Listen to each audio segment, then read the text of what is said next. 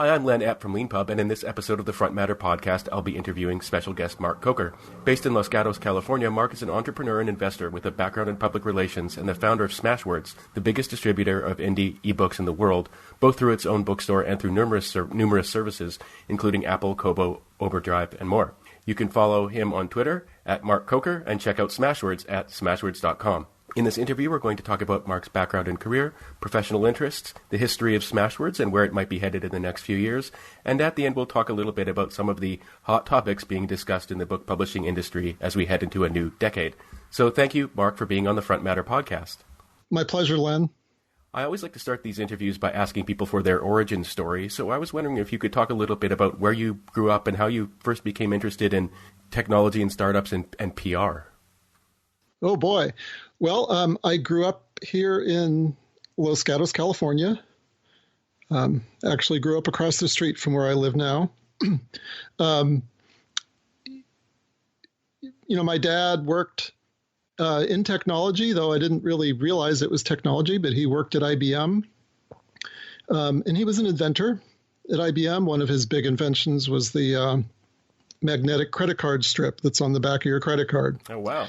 So he and a team of people at IBM invented that. I've been entrepreneurial ever since childhood. I was selling my chickens' eggs door to door, probably by the age of 6 or 7. Always been interested in entrepreneurial ventures. I never really imagined myself entering a career in technology.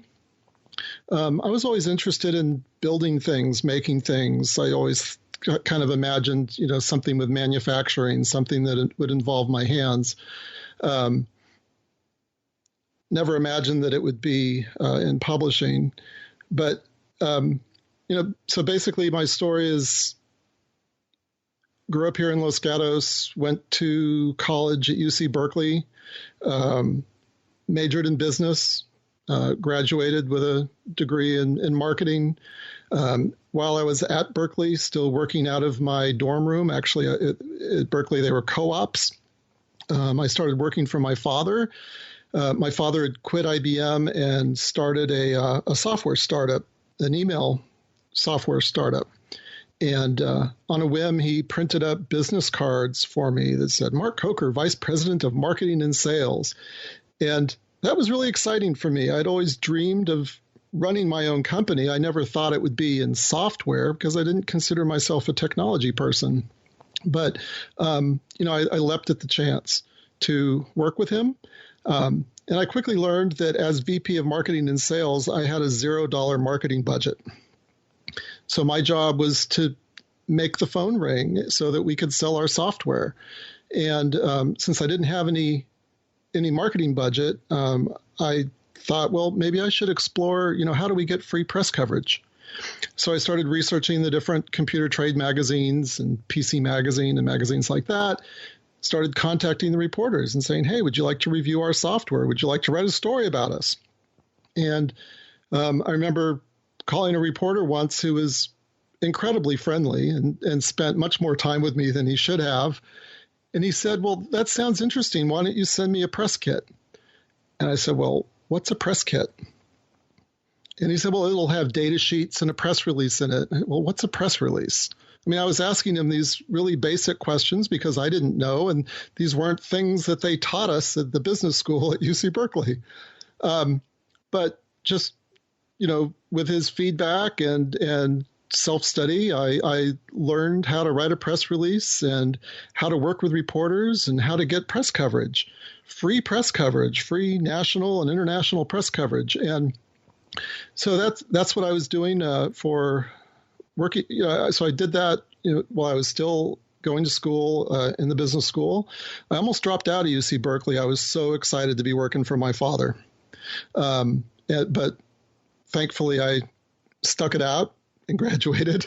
And then I went to work for him. It was a true garage startup. We worked out of the garage, worked with him for about 3 years. But he didn't have any money.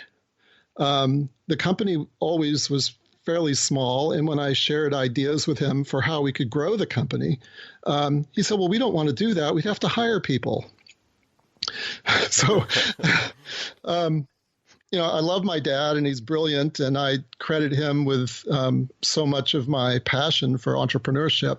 But it became clear to me that, we had different visions for where we were going to take this company together. So I left his company, which was called Coker Electronics, and that was right before the first Persian Gulf War. It was during a recession, and really difficult to find any jobs. And with my odd job doing PR for my dad, I wasn't really sure, what I could get a job in. So I got a temporary job at IBM working in manufacturing. And I was building mainframe hard disk drives with my hands. And it was so much fun.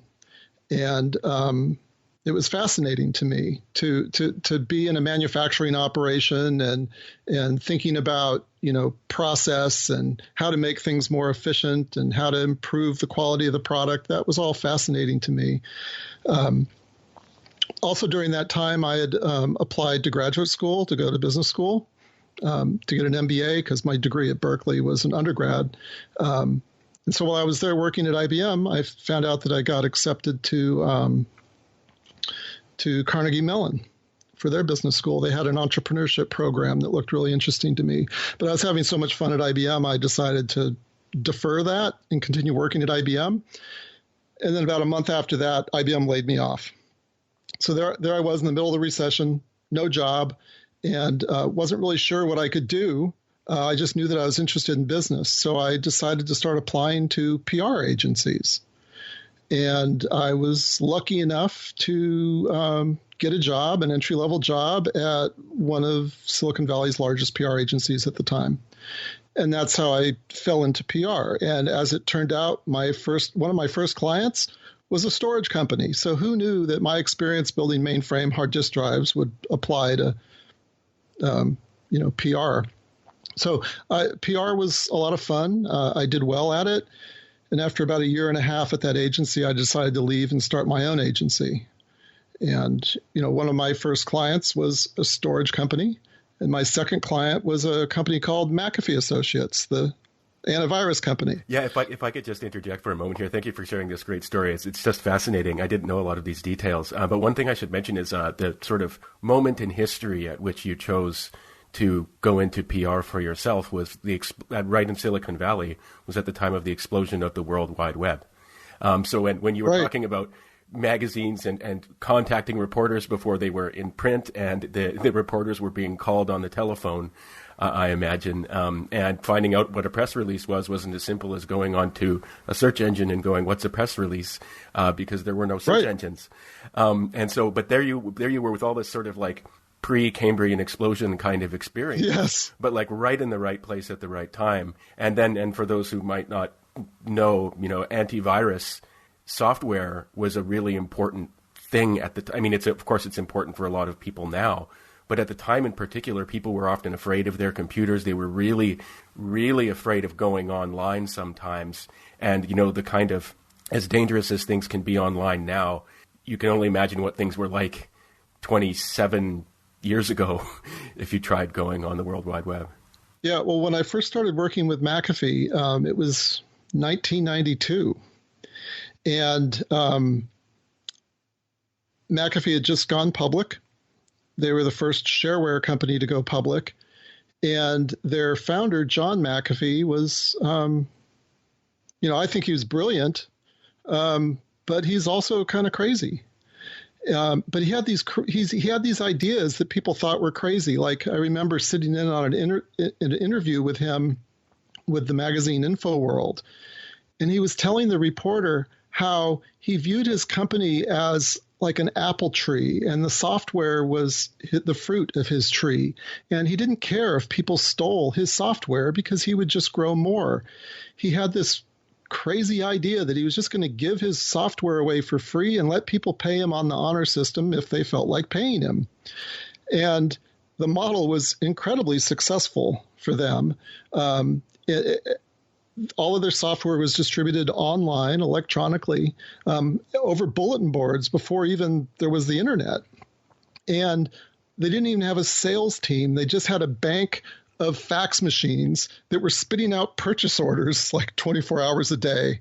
And, when I first started working with them, they were like a $12 million company.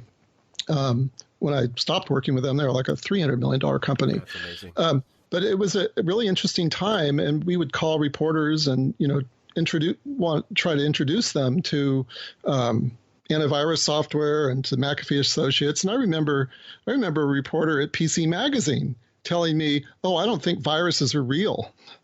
I think you guys are just a bunch of hype." Turned out that they were real, and they were more real than anyone ever expected. But the McAfee experience for me was really important. There would be no Smashwords today if it wasn't for McAfee, because McAfee pioneered many of the concepts that we kind of take for granted today, like shareware, like freemium, giving things away so that you can make more money, electronic software distribution, so selling things outside of a box and out of a package. When I first started working with McAfee, John McAfee was adamant that his software would never be put in a box. That changed in later years when new management came in. But it was an amazing experience doing PR. There I was, a 20-something-year-old kid, and when you're doing PR, you're working with the CEOs and the VPs of marketing of these really large companies. Large publicly traded companies and really cool startups. And it was just so amazing to be exposed to these so many different ways of marketing, so many different views on marketing, so many brilliant minds. And I was just a sponge. It was just an amazing experience for me. Yeah, and you've had experience multiple times with, not only with small startups, but with actually being there as they grew. So you said you were there with McAfee from, I think you said 12 million to about 300 million. But you've also, there was another company you were involved with a little bit later called Right Now. Oh, yeah. Which grew from, you said, Greg Gianforte's bedroom to the 300-plus employee company that was, I'm just reading from your LinkedIn bio here, which is a SaaS CRM company. But this was early on in the days of that kind of thing. And this was like 1998 to 2001. Yeah. So Greg Gianforte was the former founder and CEO of a company called Brightwork Development, which McAfee acquired for about $10 million. So it was a small acquisition. And he was one of the very first people I was working with when I started my new agency. And it was great fun working with him, another really smart, brilliant guy. And then when he left McAfee to start Right Now Technologies out of his bedroom, he contacted me, and I agreed to work with him. And the first $4,000 in services that I provided him in stock, and that worked out pretty well because they eventually went public, and then later they were acquired by Oracle for over $1 billion. Greg Gianforte unfortunately went on to become the Greg Gianforte that was elected to the U.S. House of Representatives, who punched a reporter in the face and basically went far-right freaky. So I thought I recognized the name. Yes, he is now a member of the U.S. Congress. Not real thrilled about that, but it's funny where people's paths take them. Yeah, I should say with respect to heightened passions, we're recording this on January 22nd, 2020. With impeachment hearings going on in the U.S. Senate right as we speak. For those who aren't aware, I think you can probably Google that and find out what's going on there. It's an incredible moment, and I should say actually that it seems to be a feature of my interviews with American interviewees that there seems to be a passionate moment happening all the time in the last few years. It's been crazy, and I find myself whenever I'm speaking with or meeting with someone from outside the country, I find myself just apologizing. My personal opinion is that our government is an embarrassment right now, and it's just really tragic what's happened. Yeah, I think that view is shared by a lot of people.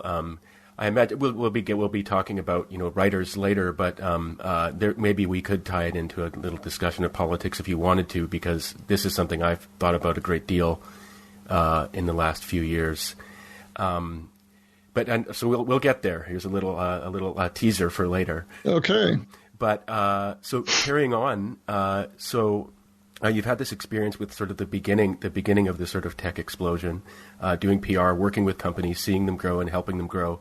And then ultimately you've had some successes, and you've also become an angel investor in various companies as well. And I wanted to ask you about that because you're the founder of your own company, which we'll be talking about shortly. But this is sort of a typical question that people ask of investors, but a lot of the people listening to this podcast are probably themselves working for startups or people who are thinking about founding a startup. What do you look for as an angel investor in a founder, and how do you like to be approached when people cold approach you, or if they do? Well, I still do get approached with investment opportunities. I basically stopped angel investing, or really curtailed it, when I started Smashwords 11 years ago, because Smashwords was funded just by myself, and that was a pretty big angel investment. But prior to Smashwords, and I have had some investments since then. I'm looking for somebody who's smart, passionate. Passion's really important in an entrepreneur. Because most startups are going to fail. Most original business ideas, even if they are an original idea, even if they're a great idea, the founder is going to need to pivot multiple times before they, find the formula upon which they can build a successful company. So I'm looking for someone who's got, the smarts, the passion, the perseverance, to the nimbleness and flexibility to constantly question yourself. Just because you've got a strong idea in your head and you've done all your research, you've got to be willing to change your opinions over time as the facts on the street dictate. Yeah, it's really interesting in my kind of limited exposure to this world. There seems to be a type of person who believes that there's just a playbook that you can follow, and this isn't just true in tech startup, it's sort of true in business generally. And sometimes, like if you have a ton of money, maybe there is a playbook, like if you want to buy a franchise restaurant or something like that. Sure. Do your market research, make sure you hire the right manager, things like that. But when you're talking about pivoting, this involves, a lot of, and self-questioning. It involves passionate, rigorous self-analysis and self-critique. It can't just be, if you have a self-celebratory mindset, you better already be successful or, climbing the ladder in an established company, because if you're out there on your own, you can't have blinders on. You need to be looking in the mirror directly at yourself all the time. Definitely. And it's also a balancing act, because you need to have confidence in yourself, but not so much confidence that you become obstinate and pig-headed and blind. So it's a balancing act. It's hard not to appear that way when you're passionate about what you're doing. Right. I mean, there are a lot of entrepreneurs that make a really great first impression because they're schizophrenic. Their passion is just off the charts. They're seeing things that no one else can see because they're crazy. But again, that's the fine line, because often, a great entrepreneur with a great idea, they're going to see something before anyone else sees it. They're going to see solutions to problems that other people aren't seeing. And so they will be accused of being crazy, with their idea and for their passion. I certainly ran into that myself starting Smashwords. Well, yeah. People thought it was a crazy idea. It was. But you've got to find the strength inside yourself, to the grounding to know that you're on the right path, or to believe in yourself. That's a great opportunity to segue into the next part of the interview. So there you were, you had this experience in PR and with startups and tech companies and IPOs, and you decided to co-author a novel about the soap opera world. Yeah, so let's talk about that. Talking about pivots. So around 2000, 2001, it was right at the end of the dot-com boom. It was a time in Silicon Valley where we were probably turning away, there were times where we would turn away 4 or 5 clients a day who wanted to pay us $10,000 or more a month for our services. It was that crazy at the end of the dot-com boom. We just couldn't hire people fast enough. And we had just taken on Sun Microsystems, which was a huge publicly traded company, and had to double the size of our PR agency in just the course of a couple months. One of those people that we hired was this reporter.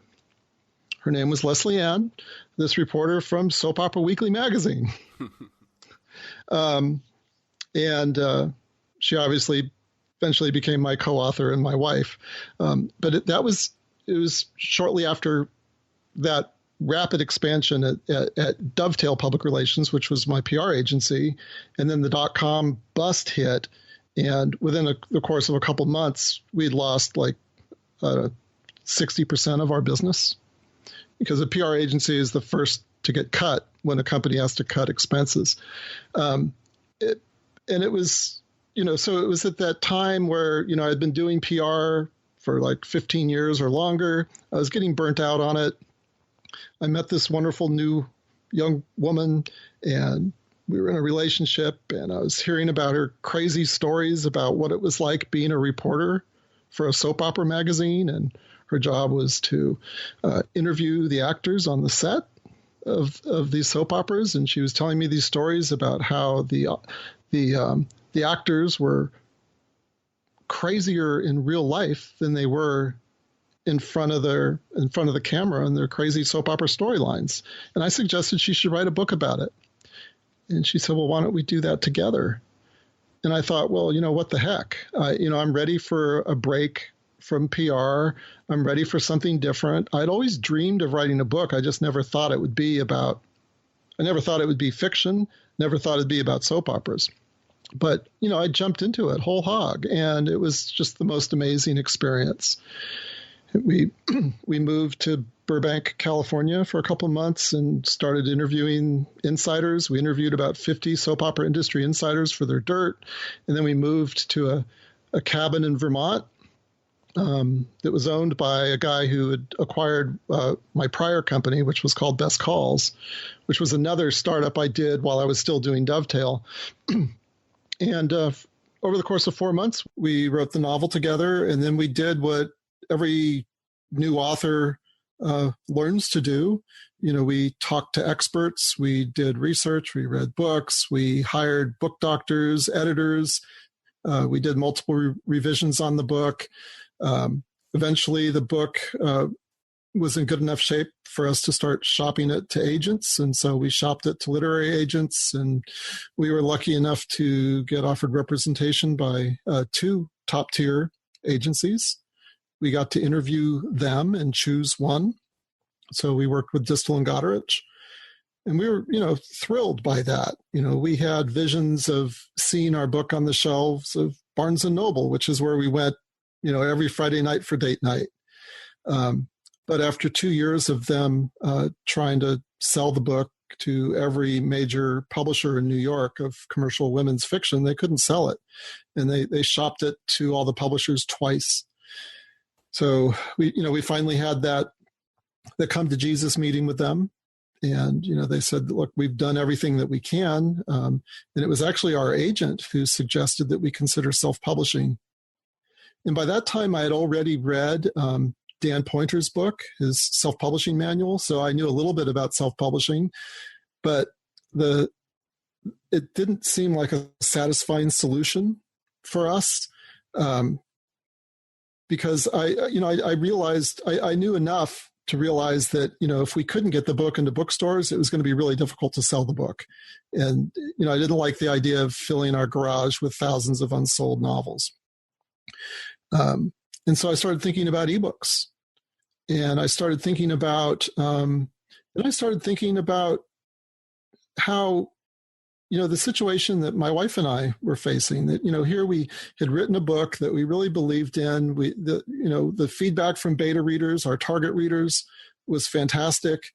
And I imagined the hundreds of thousands of other writers around the world whose books would never see the light of day, whose books would go to them in their grave, unpublished, simply because a publisher didn't see the commercial potential in the book. And I thought, that's just wrong.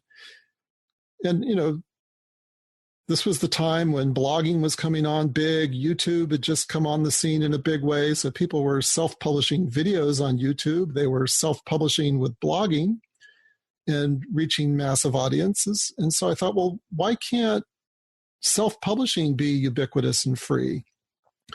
And I thought about that, and it was pretty obvious that, print publishing is very expensive. But, given my background in Silicon Valley, I thought, well, what about digital?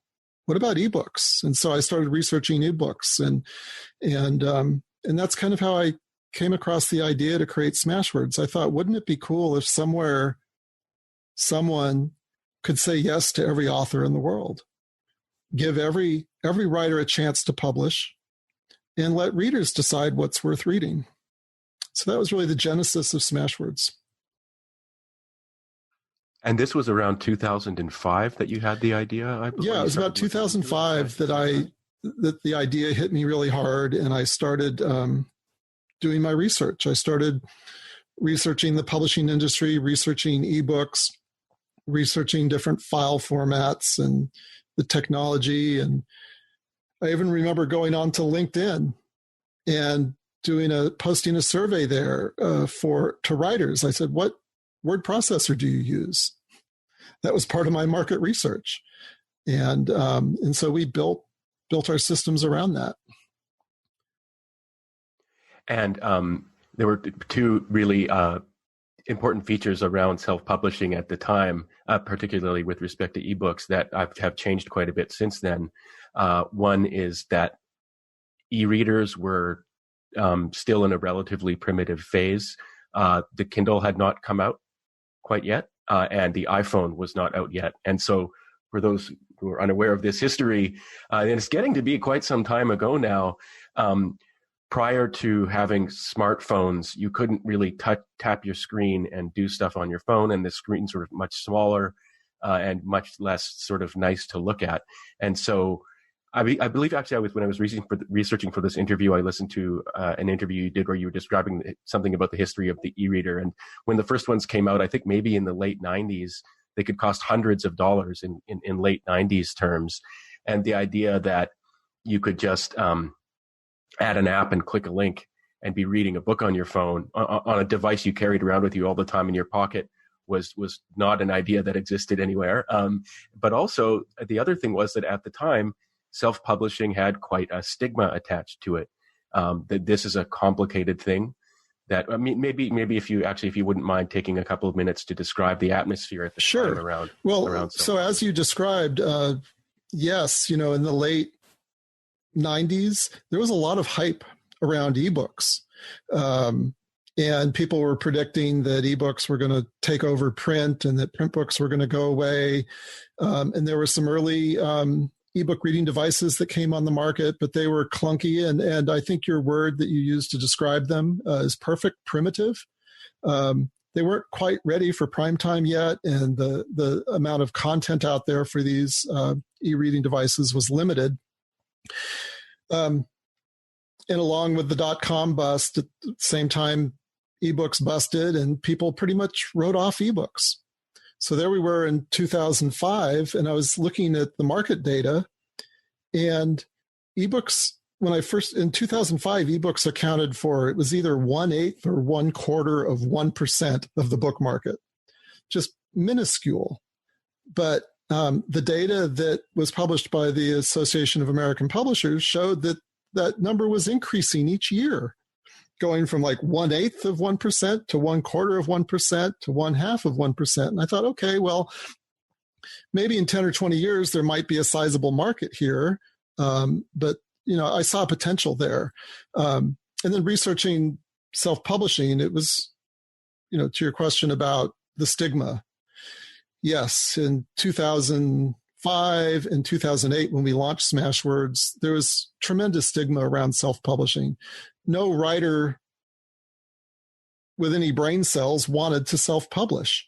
It was the path to perdition. It was the path to failure. It was, it was what writers would do if they couldn't get a publishing deal anywhere else. They would self-publish, and those early self-published authors were called vanity authors because they were just publishing for the vanity of it. And I remember reading these criticisms and hearing that and thinking, well, that's just crazy. I'm seeing the same types of criticisms leveled against bloggers. How dare bloggers think that they have a right to write online or to publish online or to act like journalists? Yet this was the story of the day. Any time that you allowed ordinary people to publish something, some small percentage of them would publish extraordinary stuff, whether it was on a blog or on a video. They were reaching massive audiences. And I also realized very early on that self-published authors couldn't get print distribution into the bookstores. So, of course, they were going to fail. And that just perpetuated this myth that self-publishing was for sucky authors, for failed authors, that there was no promise in it.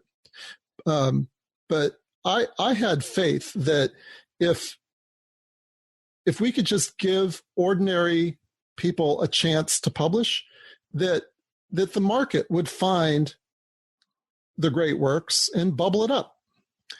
And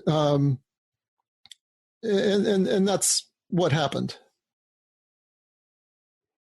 Yeah, and it's thank you for sharing that. That's a great description of the sort of the way things were conceived around time and why they were mistaken. And I know that you've spoken in the past, going all the way back to the invention of the Gutenberg printing press and Martin Luther in the discussion of self-publishing. One thing that I'm sure probably most people listening to this podcast are sort of on board with self-publishing as an idea, but a lot of people fell for this idea that I would say was more or less invented around the early to mid 20th century, that being a published author meant you were an especially elevated person in a social and intellectual hierarchy. Prior to that, Walt Whitman self-published, Nietzsche self-published. There was a time when there were no publishers and everything was self-published. There's a sort of there's a weird dialectic in the establishment of the negative connotations of vanity presses, because you have to buy into the idea that being selected for publication by someone who owns a publishing company elevates you in the first place, in order to believe that that's what someone trying to do illegitimately. Right? You have to believe in legitimate hierarchical elevation to think that someone's going after it illegitimately. And so what this did was at least, and I won't go on too long about this, about my own views on this, but as a sort of, I conceive of myself as a pretty intellectual type person, and to see the insanity of people who set themselves up as the defenders of intellectual tradition actually falling for this basically marketing ploy on the part of publishing companies was just incredibly frustrating to encounter.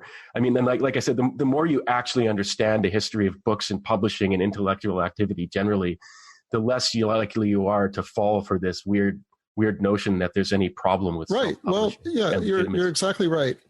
There was this notion in 2005 and 2008 when we first launched that, only a publisher possessed the divine wisdom to determine which books were worthy of publication and which books weren't.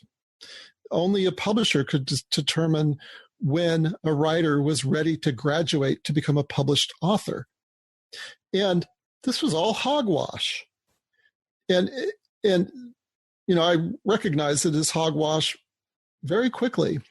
The reason publishers accept or reject books often comes down to the publisher's perceived evaluation of what the commercial merit of that book would be. And so here we have major publishers in an industry that's been consolidating for the last 30 years, focused on trying to acquire works that have the greatest perceived commercial merit. So they're making commercial merit the measure of a book's quality. And that should not be the measure of a book's quality. I don't care if your book has a potential market of just one person, and that one person is your daughter or son or grandchild. Your book has a right to be published. And, often the books that do go on to become massive bestsellers are books that are so original, no one saw it. No one would have expected it. It came out of nowhere and it became a huge hit. And so, as I thought about this, and I thought, wouldn't it just be cool that every writer in the world can become a published author? Just imagine the amazing works that are going to be surfaced for the benefit of humanity. And, and then thinking about the flip side of that, imagine all the literary treasures that have been lost to humanity simply because a publisher didn't see commercial merit in them. So, I from a very early time, I viewed self-publishing as liberating, a chance for someone to blaze their own path of independence, to be in charge of their own destiny. And, and what we saw, there was, a lot of that stigma that we encountered early on, the purveyors of that stigma were the writers themselves. I'll just never forget how, some of the viciousness I saw of writers leveling criticism upon fellow writers. Like, how dare you self-publish? How dare you sink that low? And, how dare you not believe in my religion, which is that when if you keep working hard, when you finally get good enough, then a publisher will bless you and anoint you an author. That's crazy. I couldn't agree more. You're reminding me of I was at the Book Expo America conference which happens every summer in New York City. I was there in I believe 2013, and I remember being in. There was one panel on self-publishing. This was 2013. There was a single panel on self-publishing. Guy Kawasaki was the main speaker there. And he was talking about how he would, like, the last time he spoke to a publisher, they said, well, how are you going to use your Twitter following to help increase sales of this book? And he said, wait a minute, what are you going to do for me is the question here. Why am I with you at all? And there was a very, I'm going to say, supercilious person who asked a very supercilious question of Guy Kawasaki in the Q&A afterwards. And when they were asked, why was it so important to them to have a publisher, they said dignity. And not externally, internally, I just exploded. I was like, please don't write a word and don't take yourself seriously if your dignity is contingent on some company deciding that they're going to publish your book, because it's a business. And that, I mean, sort of touching on the politics here, that idea of internalizing your own oppression by wedding elevation in the hierarchy to money that way is a real trick that's being played on you, unless you already stand to benefit from it. Yeah. Don't be a sucker is the sort of crudest way of putting it. But that reminds me, actually. So the other thing I remember from that conference was a panel of really a panel of VIPs that included the CEO of Simon & Schuster and the CEO of Overdrive. I hope I'm not getting that wrong, but yeah, it would have been Steve Potash from Overdrive. This was 2013. And I remember, speaking of passion, Steve Potash just waving an iPad in front of, he was sitting next to the CEO of Simon & Schuster, I think, just waving this iPad aggressively and saying, this is not a science experiment. This is not a science experiment. And this was because there was a lot of, well, this is another topic, but even to this day in the print publishing, in the legacy publishing industry, the opposition to ebooks runs deep. And what he was trying to say is like, this is an opportunity, this screen device, not a threat. If your underlying goal is to get people to read books, is to publish books and read books. But this ties into a point that I know you've made in the past, which is that publishers aren't there to publish books. They're there to sell books, which is that's kind of a dirty little secret in the industry. You know, although the publishing industry is made up of people who truly love books, the publishing decisions are not made necessarily out of love. And that leads us to some of the issues that you talked about. Yeah, that remain true to this day. And so now we've set the stage for the passion and the sort of deep cultural and sort of social mission that was behind Smashwords. So to go from 30,000 feet to sort of, ground level. So there you were starting a startup in the ebooks world, that was going to have an online store and engaging in e-commerce and stuff like that. How did you go about just setting it up? How did you find programs? So as I mentioned, it was around 2005 that I started working on the business plan. By end of 2006, early 2007, I was done with the business plan and I was ready to hire somebody. But it took me about a year to find somebody to hire. And finally I did find somebody that I could hire through a connection with my brother, Doug, who at the time worked for Google. And so I, hired our first full-time hire as CTO, and he built the site, built the platform. I designed it. It was all designed, on paper in Microsoft Word. The user interface and the features and functionality and the flow. And so the developer developed it. So the initial idea of Smashwords was to create an ebook self-publishing platform. So anyone could come to the site for free and self-publish an ebook. They would upload a Microsoft Word document, and we would automatically convert it into the major ebook file types. So EPUB, MOBI, PDF, and then some other obscure file types that don't really matter so much anymore. And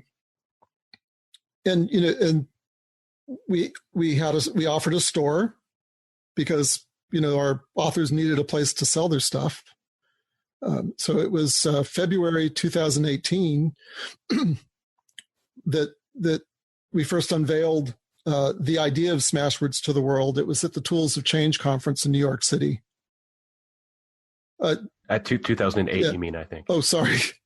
You said 18. What's a decade between friends? Just want to be clear. Yeah. Yeah. So 2008, February 2008, New York City. That's when we announced Smashwords and we opened up our beta, started accepting beta testers. And then in May, we publicly launched. By the end of the year, we had 140 books from 90 or 91 authors. And on a good day, we were selling about $10 worth of books in our little bookstore. And our commission is only about 10% of the list price. So we were bringing in a whopping $1 a day in net. And meanwhile, I was burning a $10,000 a month hole in my pocket. And what were your early adopter customers like? If you can recall, were they already people who were kind of technically minded themselves, or were they people? They were just ordinary writers facing the common challenge. They were unable to find a publisher. They had written a book, fiction or nonfiction, that they had great passion for, and wanted to get their book out into the world. Certainly at that time, self-publishing was not the option of first choice for anyone. But these were brave authors, and I've got mad respect for them. They were the early adopters. But yeah, so it was just, ordinary writers. And so your group of writers grew and grew over time, and I imagine you were adding more and more features to the site, and then eventually became, and actually my first entry to Smashwords when I learned about it years ago was actually as a distribution service, rather than a bookstore. And so how did that come about? Because that, like, you provide, as I mentioned in the intro, you're the biggest distributor of independent ebooks in the world, and you do this by people just have one point of entry where they say they can even just upload an ebook file that they've made, add some information around it, and then it can be distributed to all these different services at once. Going back to the end of that first year, when on a good day we were netting $1 a day. At that point, the business was not looking very viable. And so I had to do some serious self-reflection. I knew that if we had been backed by venture capitalists, they either would have wanted to pull the plug on us or had us move in a new direction, like doing something we never wanted to do, like charge authors for our services. But I eventually realized, it took me a year to realize this, that readers go to bookstores to buy books, to discover books. And no one had ever heard of this dinky little Smashwords store. And I looked around, how do we get our books into the main bookstores? And it became clear that we needed to find a distributor. But when I looked at the major distributors out there, like Ingram, the world's largest book distributor, they only worked with large publishers. And so I went to my CTO, and I remember suggesting this. I said, what if we became the Ingram of self-published books? What if we became a distributor? And we just laughed at ourselves. We didn't know anything about distribution. So it was in 2009 that I started putting out some feelers and got connected with Barnes & Noble and got connected with Sony and had discussions with them. And to my surprise, they wanted all of our books.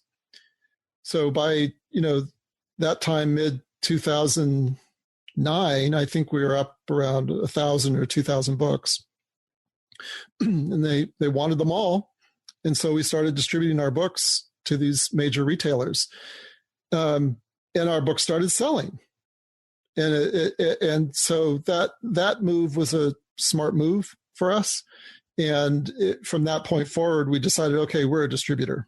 That's what we're going to focus on. And we're going to focus on, growing our distribution network. And when I first heard rumors that Apple was coming out with the iPad, this was, I started calling into Apple. I didn't know anyone at Apple. And I heard that they were going to do a bookstore. And, we got connected with the people at Apple. And we had, and they, I still remember this to this day.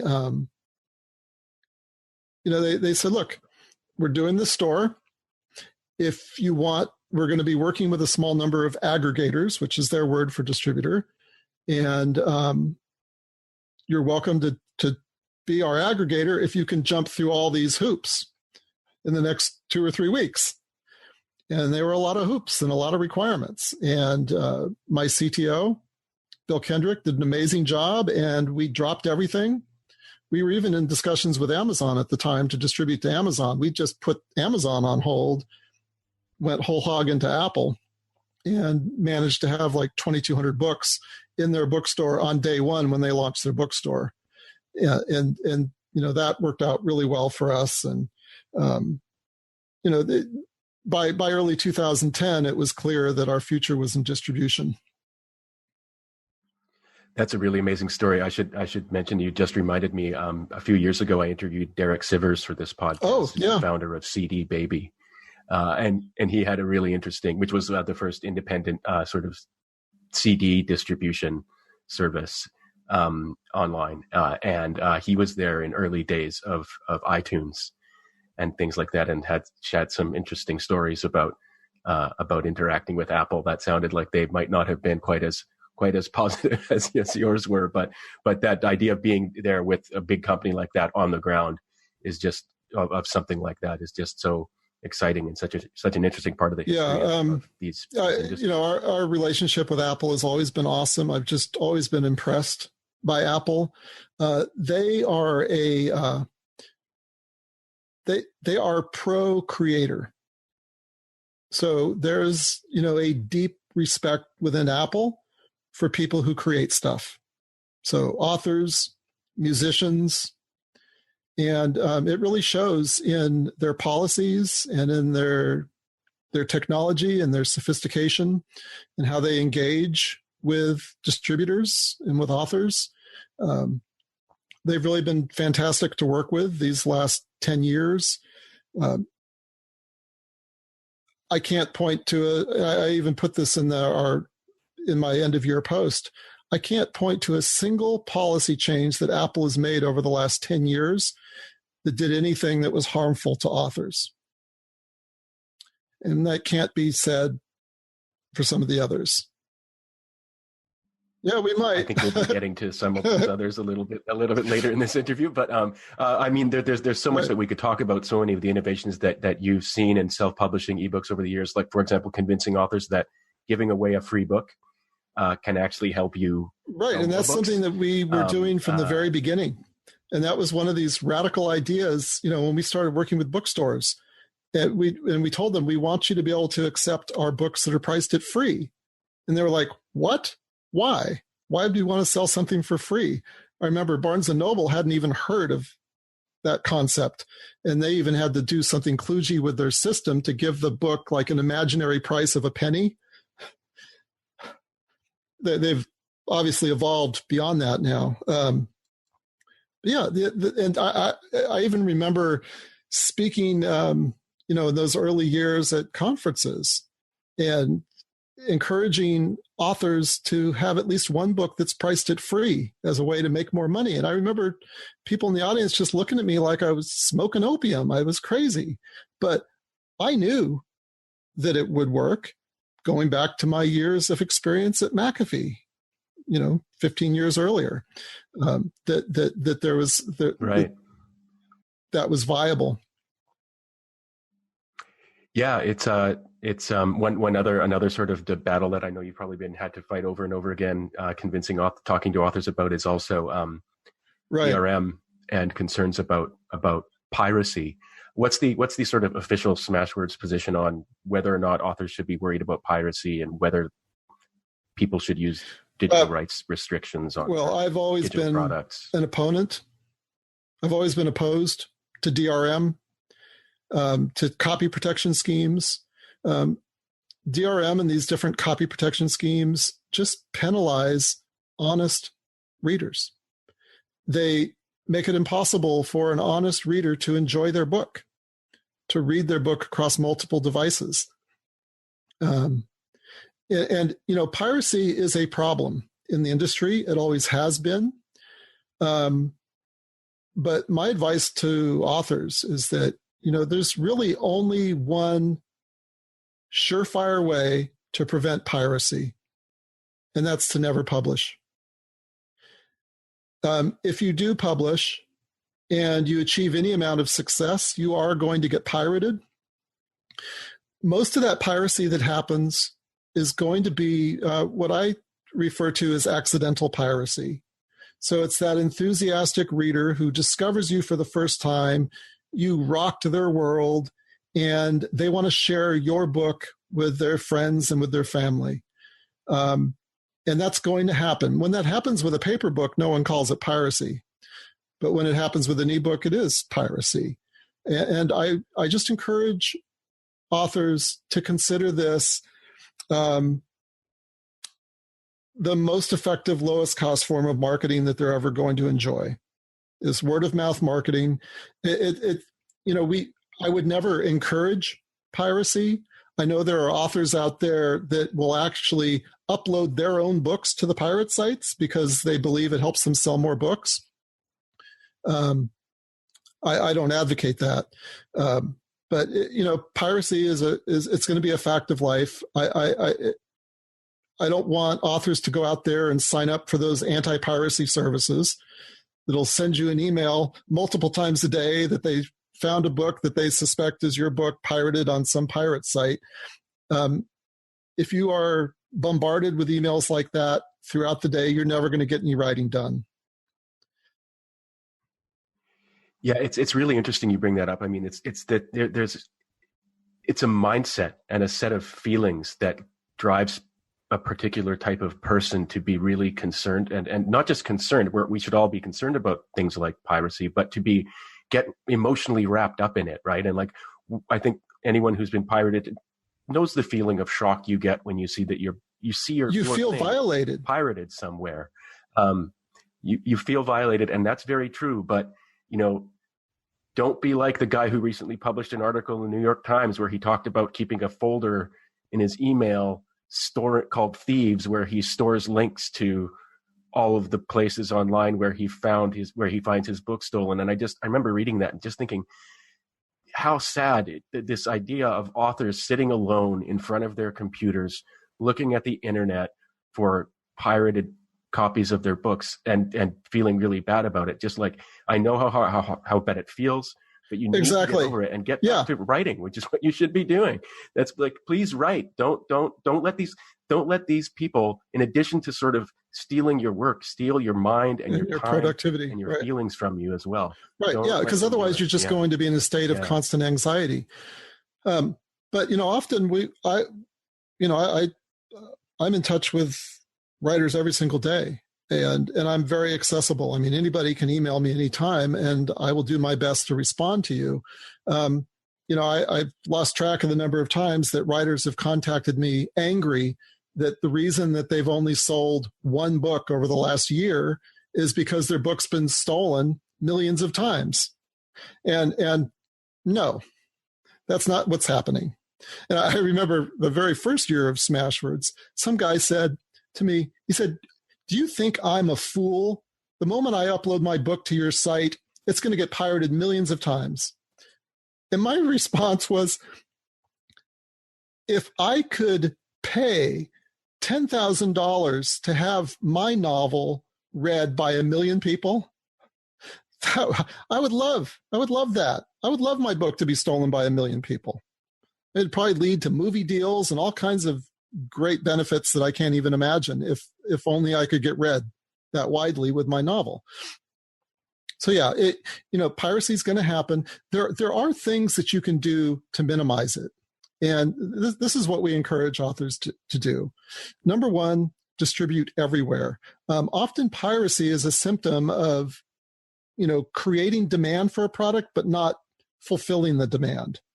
If some reader in Brazil sees on Facebook from their American friends, they learn about some new book, but they can't buy it from a Brazilian bookstore and they can't buy it in their country, then, well, of course they're going to try to find some way to get that book. So make sure your book's distributed everywhere. Make it easier to purchase than to steal. And so that's a big thing to do. Price your book so it's fairly priced. If you're writing a novel, don't try to sell the book for $25 as an ebook. Customers don't want to pay that. And then the other thing that we recommend is there's something called the Smashwords license statement. And I've put this into the public domain. I encourage anyone to take it, steal it.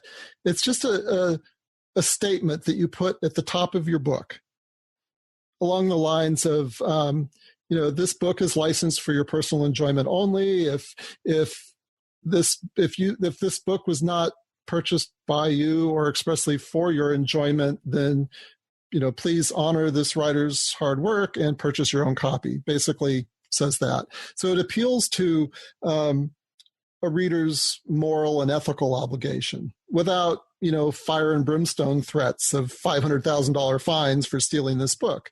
And I think that's a really good way to just gently remind readers of their obligation to support the author. If you do those three things, I think piracy is not going to be as big of a deal for you.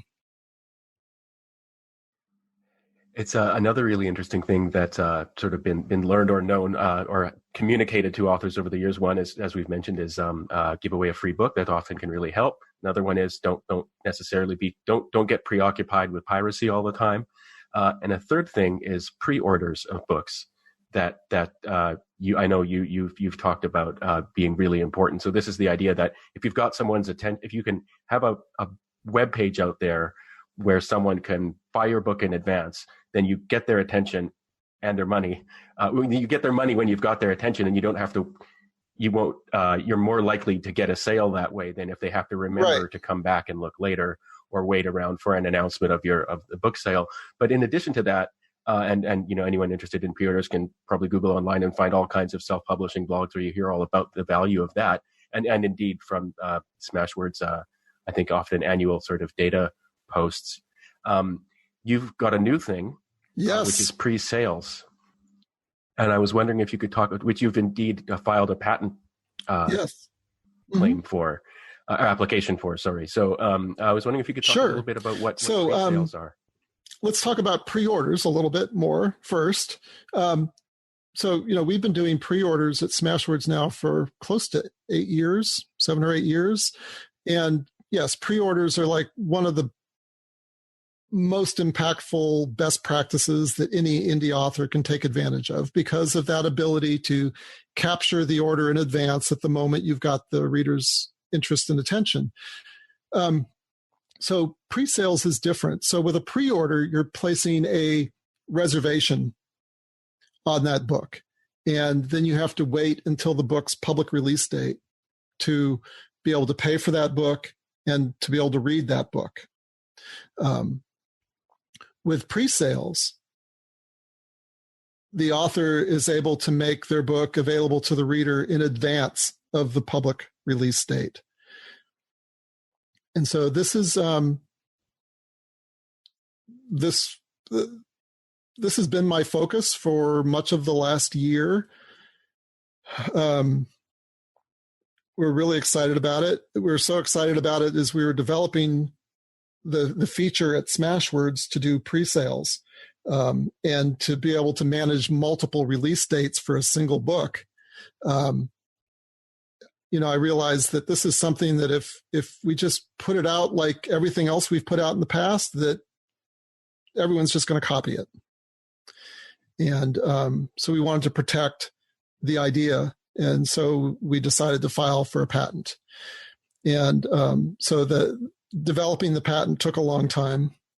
And, we filed it this year, filed it October 22nd. It was 65-page patent application.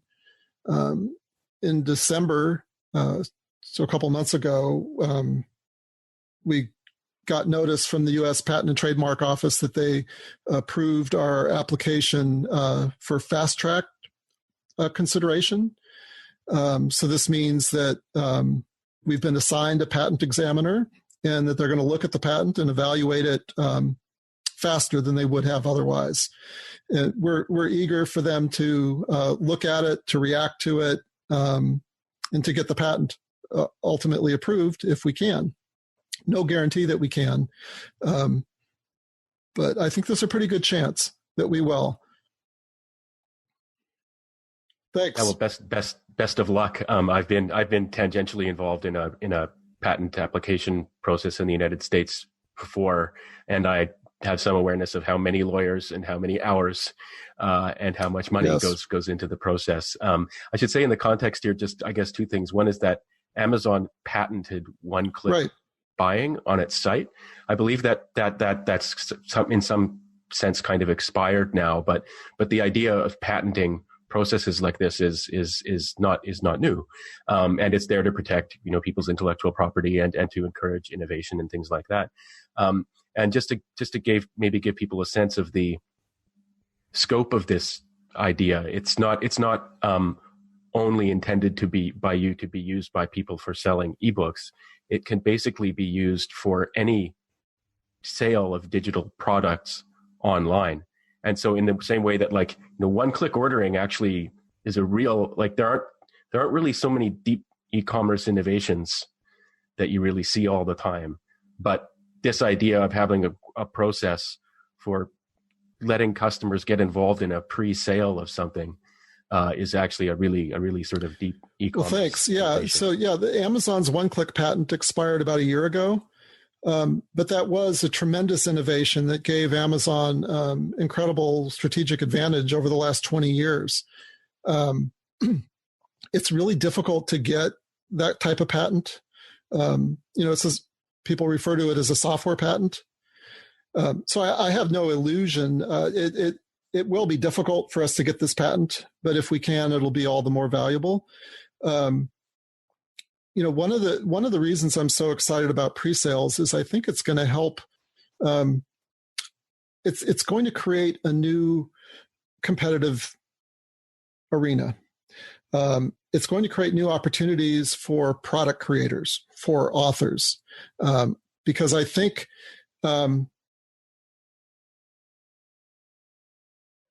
there's a lot of value from a consumer perspective. Consumers value timeliness. If there is a product that they are looking forward to receiving, some new upcoming product, there's a lot of value attached by the consumer to be able to purchase that product early or to be able to enjoy it early. And so, I'm looking at the millions of self-published authors out there who are self-publishing their original works. They're out there generating demand in the marketplace for their works. And if they have the ability to offer a pre-sale, which is highly desirable to a customer, then the author has the ability to trade something for that access. So, so I can give you an example of how we implemented pre-sales at Smashwords. So you can upload a book to Smashwords as a pre-order. We'll distribute that pre-order to all of our retailers, and that pre-order has that public release date. But you can do a special pre-sale, either a private or a public pre-sale in the Smashwords store in advance of your general release date. And you have the opportunity to trade something or to gain something that you wouldn't ordinarily gain from an average retailer. And something that I think is really important for authors is to build a marketing platform that they control. Anytime that you're selling through a typical retailer, that retailer controls the customer relationship. So your relationship with readers is mediated by that retailer. Or your access to your prospective readers is mediated by a social media platform. And that's dangerous when your relationship with your reader is mediated by someone else. And I think every author should focus the majority of their marketing time on thinking about how can I build a platform that I control? How can I build my private mailing list? Because once you've got your readers on your mailing list, then you can contact them without having to go through some gatekeeper. So this is really important, because if indie authors are going to be the captains of their own destiny, if they want to retain their independence, they need to have a relationship with their reader. So yeah, that's really well said. It reminds me, I actually had that. I had a self-published author on here who said basically the exact same thing about something that happened early in her self-publishing career, where she got kicked off Twitter. She never figured out why. She was back on pretty quickly, but it was this real. She had a moment of clarity about whether or not about the importance of being in control of your own relationship with your readers and with your fans. And so she started her own website, and it's brilliant and stuff like that. It was a really hard slog. Sure. She had to learn how to maintain that too. But when you talk about independence and control, so there's control that a service might have over your relationship with your current, past, and future potential readers, but there's also control of you, the author, and control of your books. And I'm trying to draw a connection here because I drew it in my mind when I was researching for this interview. So I'm not sure if it's a real connection that was partly driving the focus that you put on developing this pre-sales idea. But one thing that services like Amazon, which we'll be talking about pretty shortly, I think, do is they can place restrictions on you. So if you want to be on this particular platform, you can't price your book any differently anywhere else, or you can't price it lower anywhere else, or you can't even distribute it anywhere else. And so it struck me that the idea of a pre-sale is a very powerful tool for helping authors navigate around the kinds of restrictions that they might be subject to at a later point in their journey certainly. With a book. And it's an opportunity for the author to leverage the desirability of the pre-sale to negotiate something favorable to the author. So I'm imagining a future where retailers compete for the privilege to carry your pre-sale. So imagine if, so here your book is on pre-order everywhere, but imagine a retailer is able to say, okay, Sam Smith, author, you've got a great track record in our store. We want to carry your pre-sale and we want to carry it exclusively. And if you'll give us the exclusive right to carry your pre-sale, then we'll pay you, an 80% royalty or whatever, or we'll give you these, this merchandising support in our store or some benefit. So the author is going to have the ability to trade access to their pre-sale for some benefit that benefits the author. So that's kind of longer term what I'm thinking, but even shorter term at Smashwords, we're doing something that no other store does. With the launch of our Smashwords pre-sales, we give customers the option to subscribe to your private newsletter while they're checking out their pre-sale purchase. It struck me thinking about this. I'm not a big gamer myself, but man, would this idea be a huge, there's something that you can get in exchange for it, like someone's email address on your mailing list, but there's also just straight up money. I can imagine if you were offering early access to the next Zelda game, if you did a pre-sale of that, you can just imagine how crazy everybody would go. And it's kind of and the thing is it's a fun idea. Yeah. Right? Well, certainly for games, really huge, or, huge with books or with music. Like imagine you're Taylor Swift. You could probably get Apple or Amazon to pay you in advance just to sell your book, sell your next album, 2 days early on their platform. So all of this is covered by the patent, thinking ahead, and not just for digital products like ebooks and music and games, but also physical products. Anything that's sold online could be sold as a pre-sale. Anything that any new product that customers desire could be sold as a pre-sale online and sold in a way that the creator of that product is able to accrue special benefits simply because of the demand for early access. And, we already see, when most people think about pre-sales, they think about ticket pre-sales for, ticketed performances.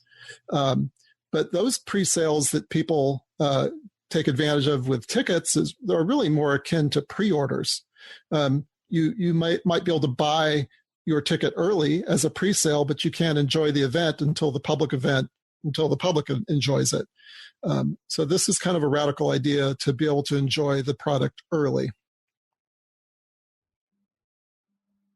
Speaking of issues of control and independence, one of the reasons I chose this moment to invite you to be on the podcast, which I mentioned before we started recording, was your latest end-of-year post on the blog, the Smashwords blog. Yes. I think it's at blog.smashwords.com.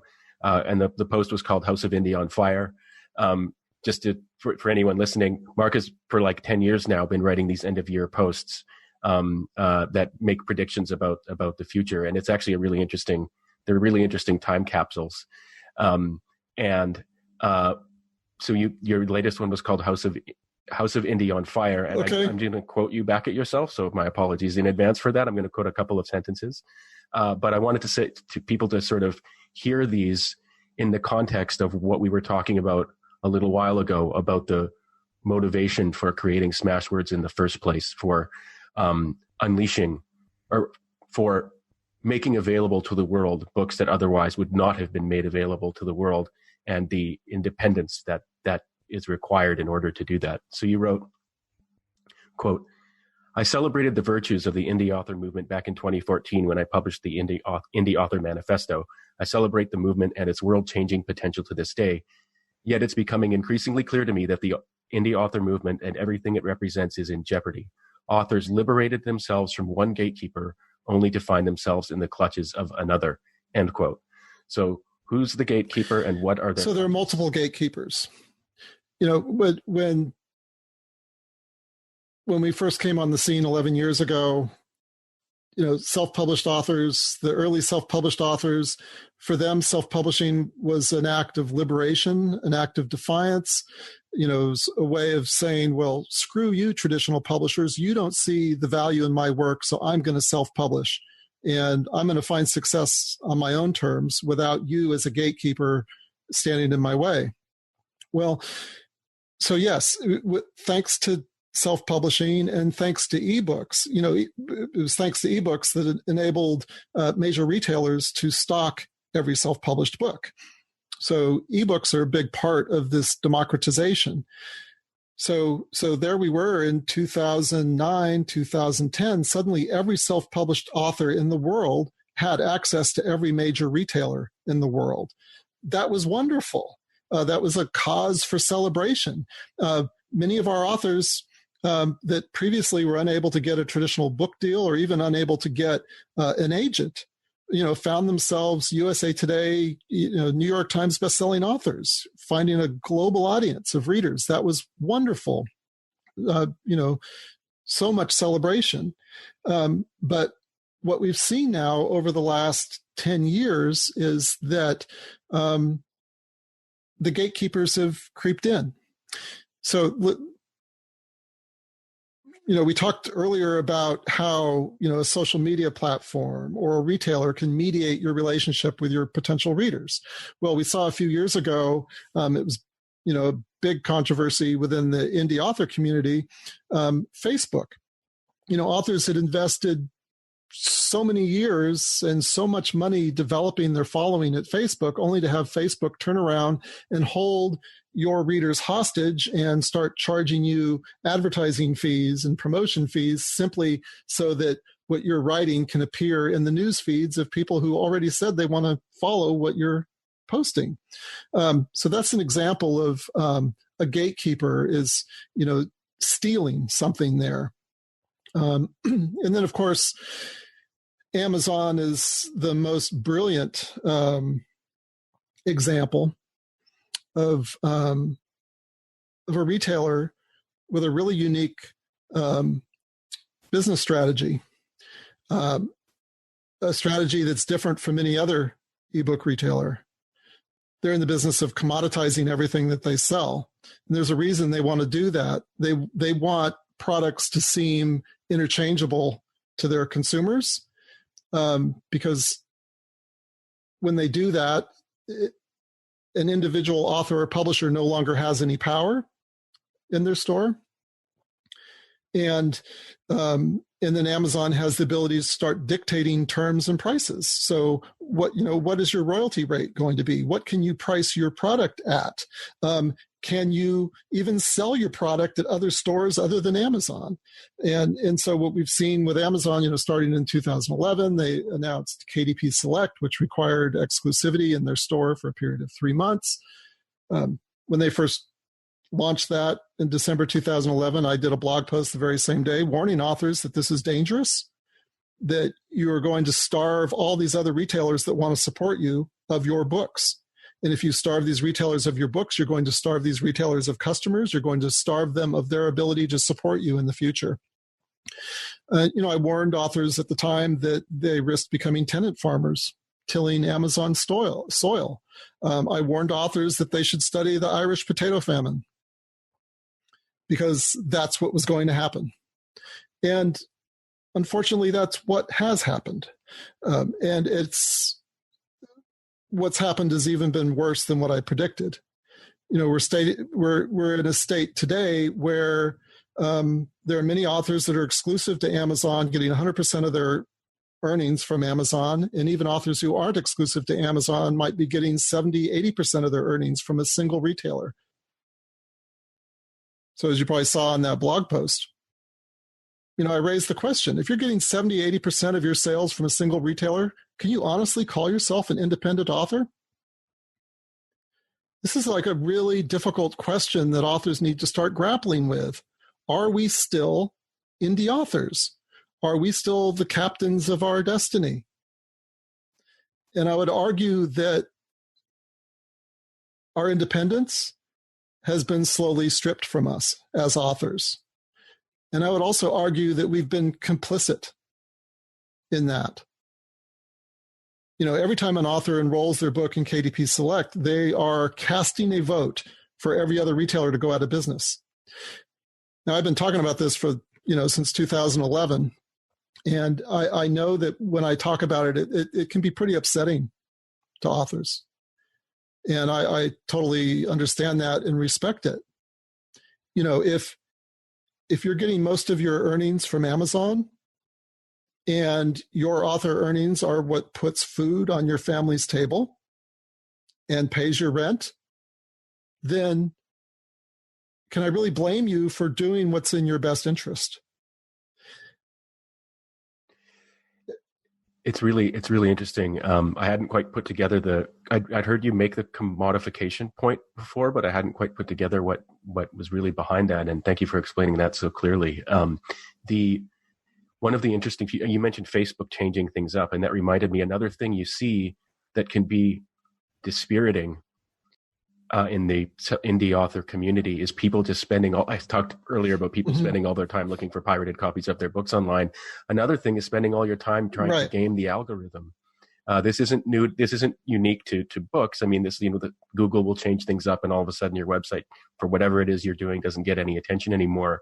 But there's some, the sort of technicalities of it aside, the idea of getting into that mindset that there's this algorithm that somebody can just yank on and change them and is being changed all the time. And when you start applying machine learning and stuff like that, there isn't even going to be some evil genius out there who kind of knows something and is pulling strings to get you. The idea that part of being an author now involves something that it didn't involve before. It always involved marketing. It always involved treating it like a business. But the idea that there's this one service with this, basically, let's just call it one. It's not true, but one algorithm that you're fighting with all the time. You're instead of thinking about, what's going to happen to my character in the next chapter, you're like, how am I going to draw attention? Should I have the character do that because this software is going to be looking at it and going, oh, no one died in chapter 2. So, I'm not going to promote your book as much as I would otherwise. That's like it just the weirdness of the things that you can get preoccupied. I've written about this in the past, and it's really kind of it's sad. Anybody who spends any time online with authors and looking at what authors are talking about online, invariably those discussions devolve into, how do I please the algorithm? How do I get the most out of KDP Select exclusivity and Kindle Unlimited? And, how do I do a better job of running Amazon ads? And, people are focused. So many indies are focused on these things that are really the wrong things to be focused on. You should be focused on writing, not on how to please a single retailer's algorithm.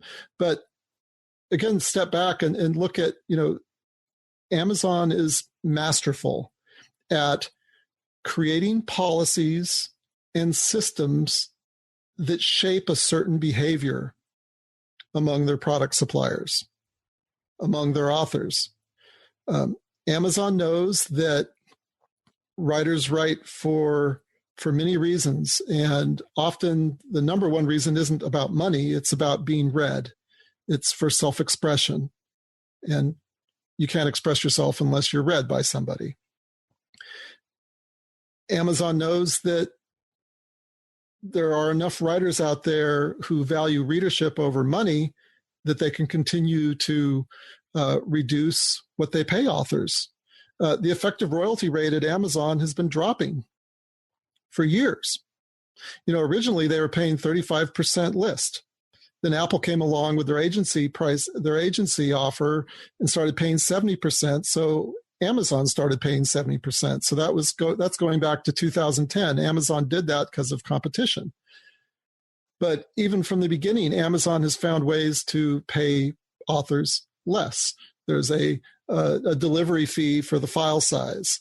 Then when they introduced KDP Select and Kindle Unlimited and started paying not based on the price of the book, but based on the number of pages that are read.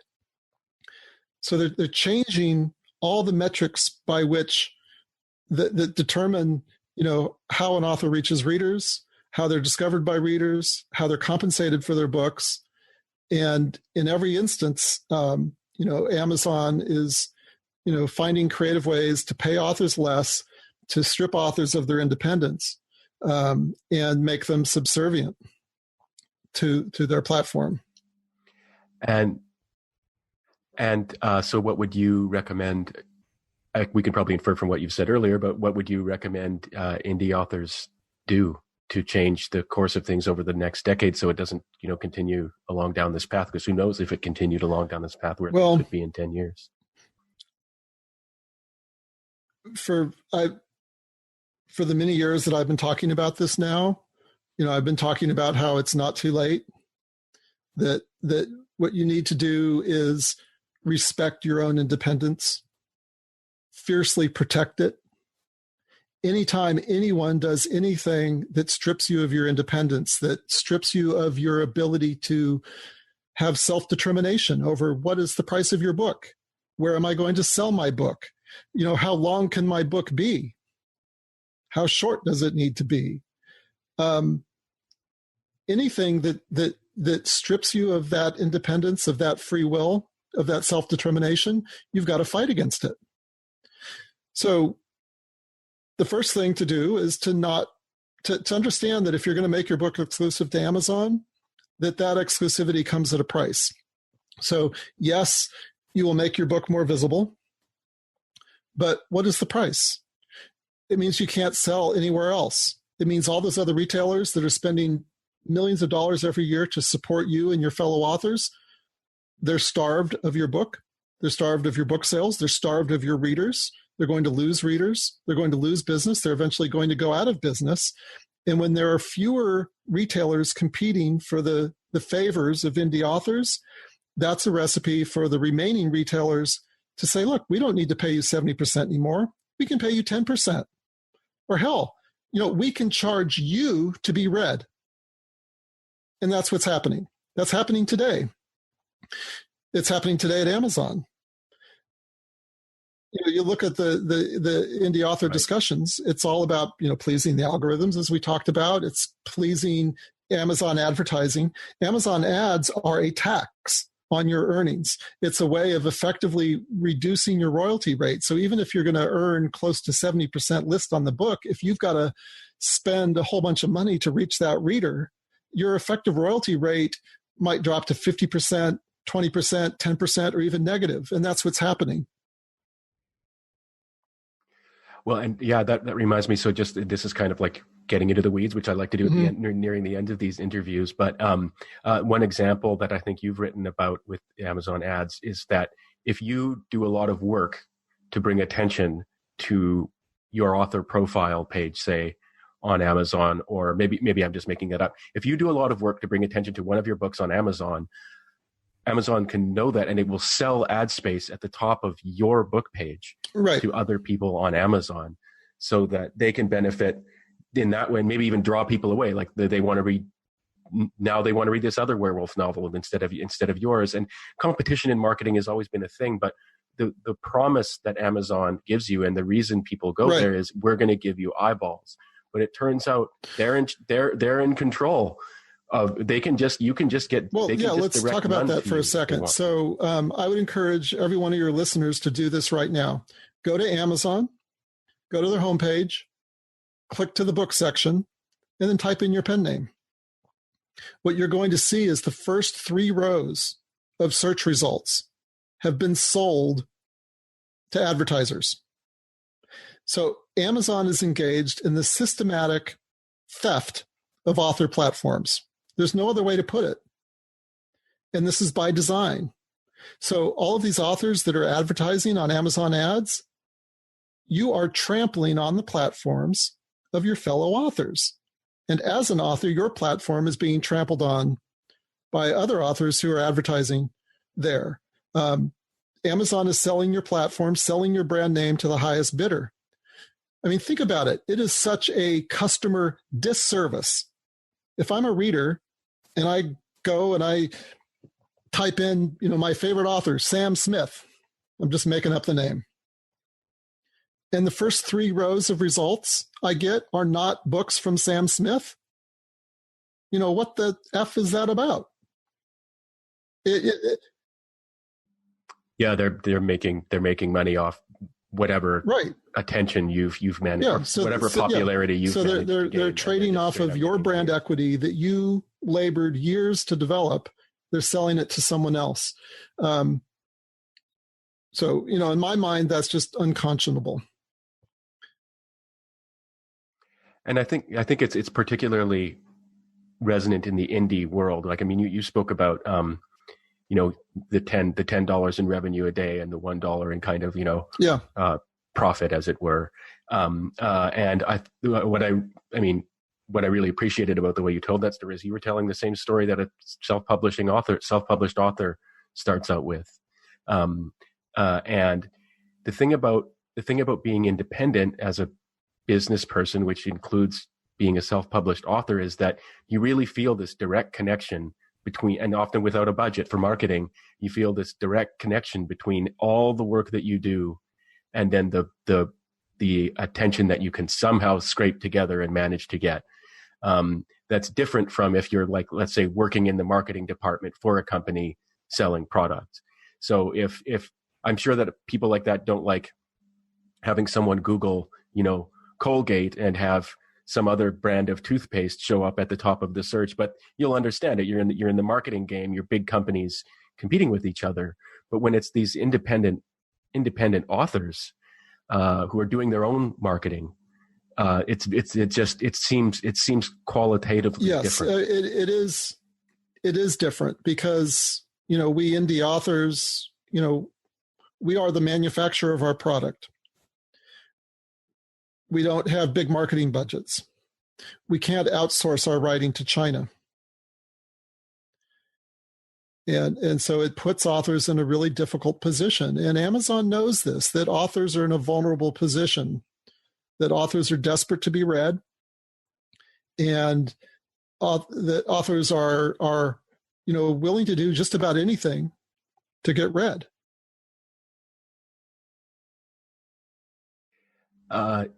Moving on to the next part of the interview, I said we all right. I like get politics. A little bit political. And so there was recently, I won't go into detail explaining it. There was recently a huge scandal at the Romance Writers of America organization, an organization that I know you're very familiar with. I believe you received. Yeah, I received the Vivian Stevens Industry Award this last year. Yeah, and one thing I'd like to say for those listening who might not know, romance writers have been some of the most innovative and creative drivers of new techniques for independent book selling that there are out there. They've played a huge genre fiction more generally. Those are the authors who've really sort of, I don't know what's the cliche, pushed the envelope or whatever. They've been there at the forefront. And so for us, and the other thing is that, I mean, in particular, romance writers write about sex, but they also write about love, and these are things. What's more important in the world than relationships? And have deep. Yeah. And so what happened was there was a diversity-related scandal at the Romance Writers of America organization. I will put a link in the notes to this, or in the transcription of this interview, so that people can go down that very deep, to do a very deep dive in that if you want to. And you kind of have to understand what happened. But I said I wanted to talk about politics, and there's something to me that's always seemed like there's something there's something about fiction and good writing that inherently tends towards what in contemporary discourse we call liberal mindsets. There's something about being imaginative, just being creative, that is different from that leads you away from just obedience to prior models that have been passed down to you.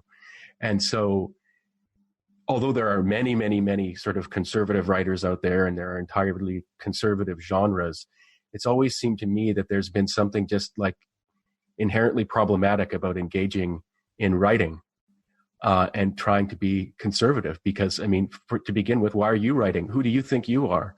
Right? You were talking about that a little bit before, with the reaction that people have to self-publishing authors. Well, that's true of any writer. Who do you think you are? Didn't Burke just write it all down in his Reflections on the Revolutions in France, and now we're just here to pass that on to future generations? And this spills over into education as well, right? Because you'll see people say that, what education should be is about training good. I think Jeff Sessions said this, should be about training young people to be good citizens and passing on the wisdom of previous generations. And it's like, if you have a kind of writerly mindset or an intellectual mindset, that just doesn't make any sense to you at all. And that's what you kind of exist to fight against. At least this is, I'm sorry, not you, me. And that's how I feel about it. And anyway, I just wanted to ask you, in the context of is diversity something that, like, inherently is something that will be defended and promoted by writers? Well, I've been thinking about this lately, watching what's happening with RWA, and it's really sad what's happening there.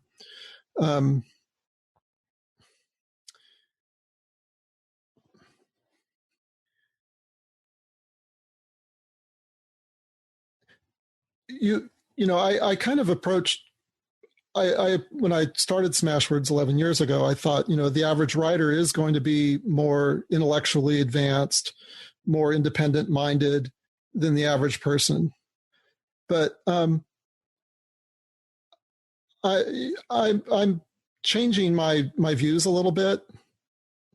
I think writers, one thing that writers have that the average person doesn't have is intense passion for their ideas, for their stories, for their knowledge, if they're writing nonfiction.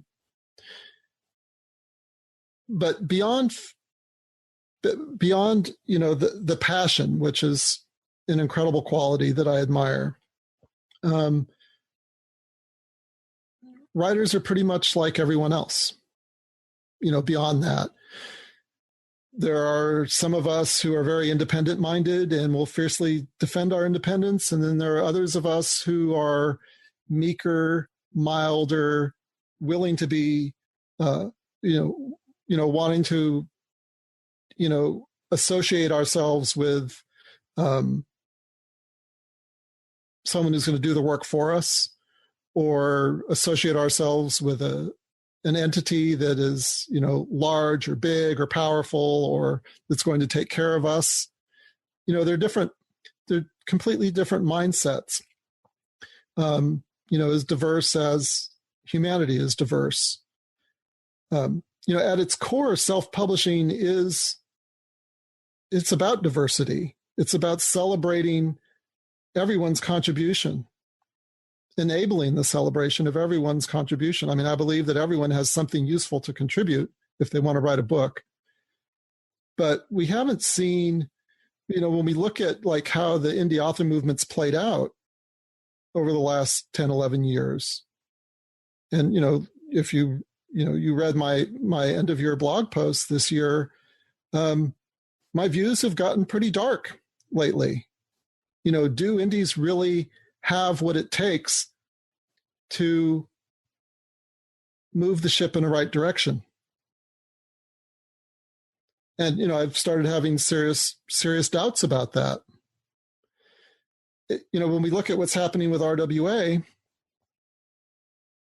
they're grappling with some really big issues of diversity, issues of inclusion.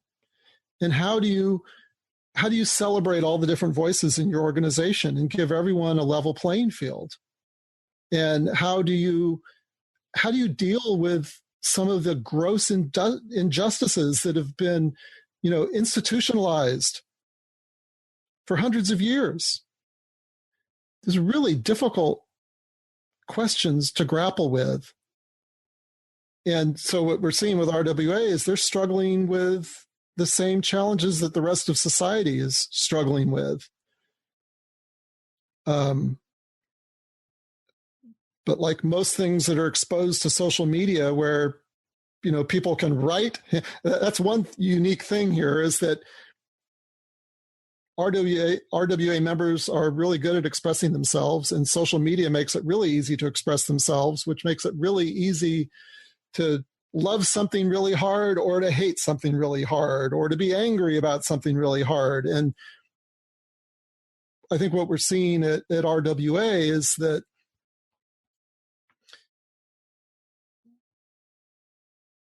social media combined with writers who are really good at expressing their feelings, that it's kind of a potent combination that creates a really intense energy around these issues at RWA. These are really important issues that RWA needs to grapple with. And but the intensity of it all hitting so hard, raises questions. Can an organization like that survive? How do you keep your membership happy? How do you serve the diversity of your membership? I mean, I think we would all agree that diversity is wonderful, and diversity makes us stronger, not weaker. But how do we get there in a way that serves everybody and that's equitable for everybody? And I don't know what the answers are. I'm glad to see that RWA is trying to focus on it. I hope they can pull through it. Time will tell. Yeah, well, thank you very much for sharing that. I really didn't frame that well, and you sort of managed to give a good response in spite of me doing a poor job of it. So the last thing I'd like to ask you, there's a bit, and this is much more lighthearted than many of the things we've spoken about in this podcast, but although still serious and consequential, whenever I have someone who's an expert on the book publishing industry on the podcast, I like to ask them about Barnes and Noble. So you were talking about righting the ship and things like that. So recently there have been Overdrive. There have been some big changes. Overdrive, for example, which distributes to libraries and schools, was bought by KKR, a private equity firm. And Barnes and Noble was recently bought by another investment firm. And they brought, after years of, at least from the outside, apparent disarray, and they brought in a new CEO named James Daunt, who is well known in the industry for having turned around the Waterstones bookstores in the UK. And Barnes and Noble, which I know that Smashwords actually has a history with respect to ebook distribution and stuff like that. I think you might have actually been we were the first to bring them into self-publishing. Which is a great accomplishment, and which I think all self-published authors should thank you for accomplishing. But what's your opinion of the prospects for Barnes and Noble weathering the storm and being the ship being righted?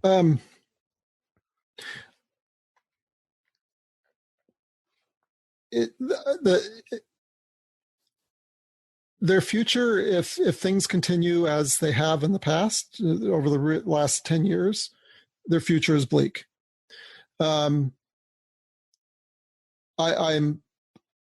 hopeful that James Daunt can turn things around, but they've got a real challenge ahead of them, and the biggest part of the challenge is Amazon. Now, the same challenge that Barnes and Noble faces, any other pure play bookstore faces as well. So, the other big store of interest to indies is Kobo. So you look at Kobo and you look at Barnes & Noble. These are two pure play book retailers. They can only survive in the future if they can make a profit selling books. Yet they're competing against a company, Amazon, that doesn't need to make a profit in books. Amazon, part of their business strategy for the last 20 years has been about, basically reinvesting all of your potential profits back into the business so that your profitability is driven down to zero so you don't have to pay taxes. That's a sensible strategy for someone like Amazon with a long-term business perspective. And it's one of the secrets to their success. But if you're operating Barnes & Noble or Kobo, you can't stay in business if you're not making a profit on selling books. And when you've got a company like Amazon that is effectively dumping books on the market at below market cost, that's what they're doing with Kindle Unlimited. How does a bookstore compete against that? A bookstore that's trying to sell single copies of a book. If you can go subscribe to Kindle Unlimited and you've got, 1.5 million reasons never to buy another single book again. So how do they compete against that? It's really difficult. Barnes & Noble's strength is they've got the physical footprint. They can build community around those physical locations. They can do things for readers and for authors that Amazon can't do because they don't have that physical footprint, that physical meeting place, the community that is possible when book lovers come together face to face in a bookstore. So to Barnes & Noble's favor, that they've got that as an advantage. But Barnes & Noble, on the print side, they're very dependent on print. We see what's happening with their ebook sales, and it's pretty dismal. Their ebook sales are dropping double digits every single year for the last 5 years. Their print sales, are completely dependent on traditional publishers. Yet traditional publishers are under a lot of pressure from Amazon. So what happens if some of the large publishers start failing? Or if the consolidation continues, and it probably will, what happens when those traditional publishers are doing fewer print books? It puts the booksellers in a difficult position. Thanks very much for sharing that answer. It reminds me that we could probably record an entirely new feature-length podcast interview talking only about book sales numbers for print and ebooks as well, which is something if you're ever up for a discussion about that, I'm happy to ask you questions, because that's something that I've got a bit of an interest in myself as well. But we have reached feature length, and I wanted to say thank you very much, Mark, for taking the time to do this interview and for being so forthcoming about so many different projects. I was kind of peppering you from all sides with bits from your past. And well, thank you for these thought-provoking questions. It's we've talked about some really important things today.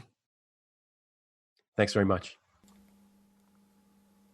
And thanks, as always, to all of you for listening to this episode of the Front Matter Podcast. If you like what you heard, please rate and review it wherever you found it. And if you'd like to be a Lean Pub author, please check out our website at leanpub.com. Thanks.